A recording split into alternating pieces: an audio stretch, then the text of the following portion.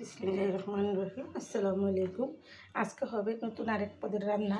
যারা বাঙালি রান্না করে তারা আপনাদের সাথে শেয়ার করে কি দিয়ে কিভাবে রান্নাটা করব, আপনাদের সাথে ফুল ভিডিওটা শেয়ার করব।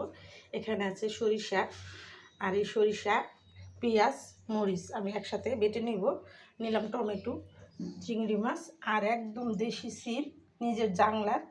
এটা আমার বাপের বাড়ির থেকে দেওয়া গিফট। সেটাই রান্না করব আর আপনাদের সাথে শেয়ার করব, আপনারা দেখতে থাকুন। এখানে কিছুটা সরিষা নিয়ে নিব আর সরিষাটা আমি ধুয়ে নিব। আমার সরিষাটা ধোয়া হয়ে গেছে, আমি এখন বেটে নিব।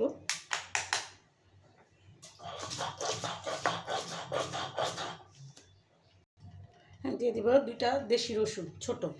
আর এই মরিচগুলো আমি ধুয়ে বেছে শুকিয়ে নিয়েছি হালকা করে, এটাও আমি বেটে নিব। আর পেঁয়াজটাও বেটে নিব। আর আমি সম্পূর্ণ বেটে আপনাদের সাথে শেয়ার করতেছি, যারা দেখতে থাকুন।